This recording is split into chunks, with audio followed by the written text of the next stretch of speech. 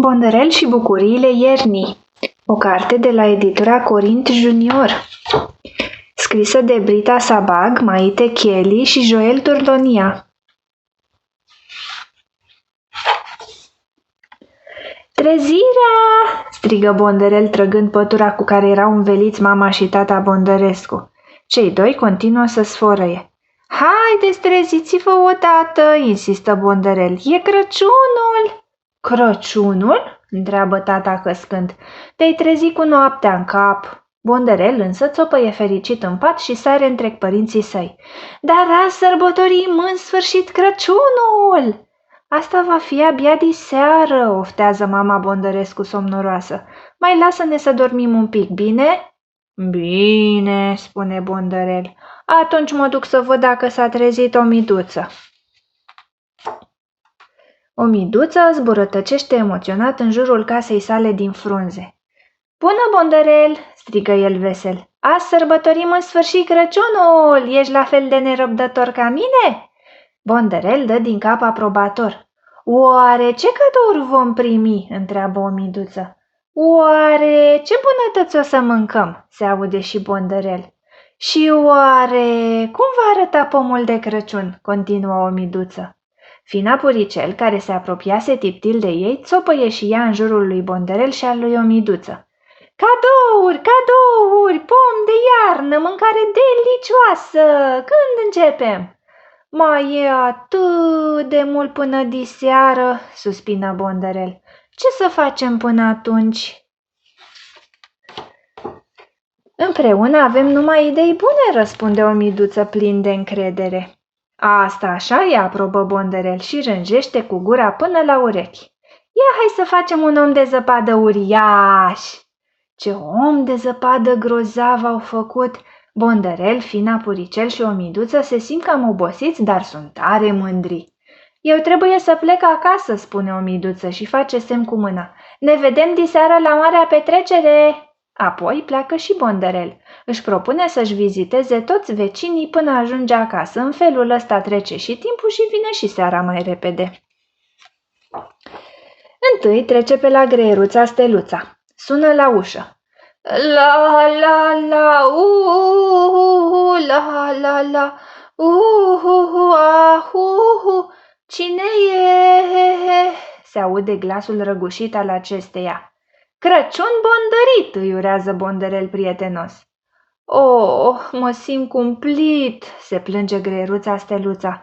Mi-am pierdut vocea. Cum să mai cânt eu notele înalte azi la petrecerea de Crăciun? Greieruța Steluța tușește.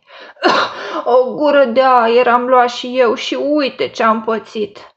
Acum trebuie să-mi menajez vocea, spune disperată și, pac, închide ușa. O petrecere de Crăciun fără colinde? Se gândește Bonderel. Cum vine asta? Apoi Bonderel zboară spre Rița Gărgărița. Dar ce s-a întâmplat aici? Nori grei și negri de fum ies din casă pe fereastră. Oh, nu se poate una ca asta, se aude glasul ei supărat. Fina Puricel se ține de nas și începe să strige. Ajutor, iese fum! Crăciun bondărit, doamnă Rița, îi urează Bonderel și dă din mâini ca să îndepărteze fumul.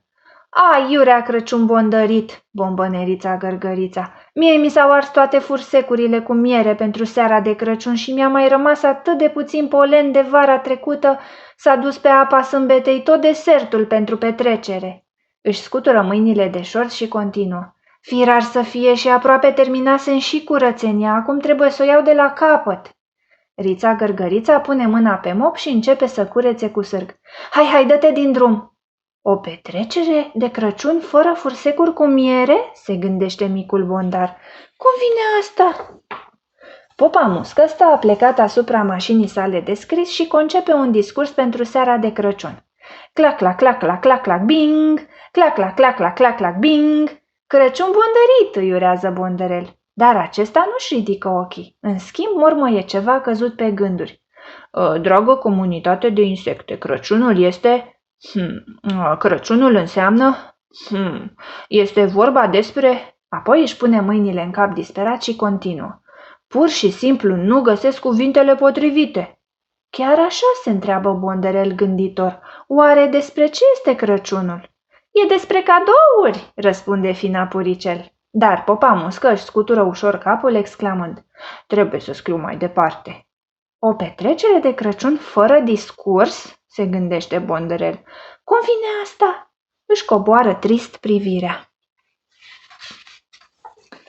La cabinetul de insecte al doctorului Picioroange este azi o forfotă continuă și Albinuța Bâz e bolnavă și Viespea Viorela.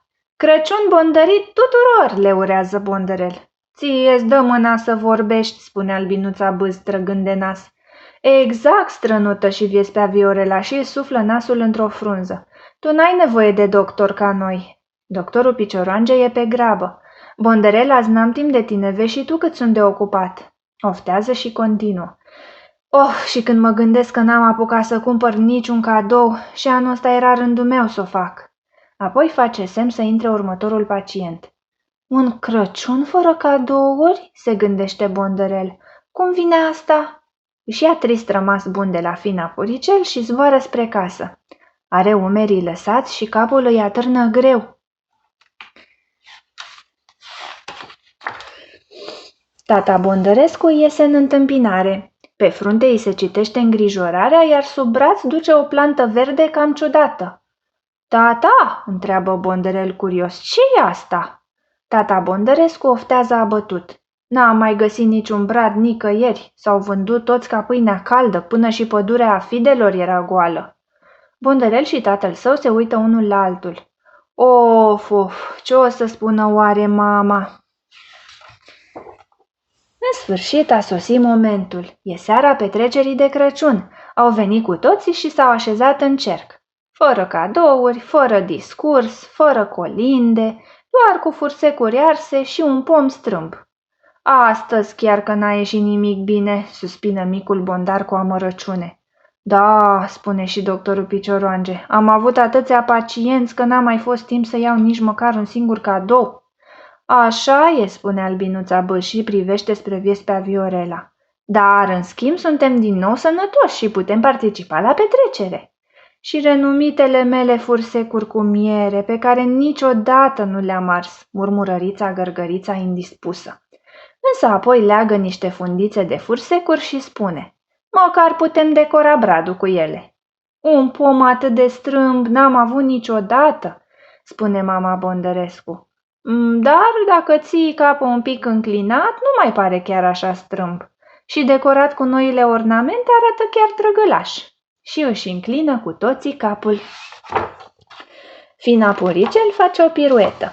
N-avem cadouri, dar în schimb avem mult mai mult loc pentru dansat.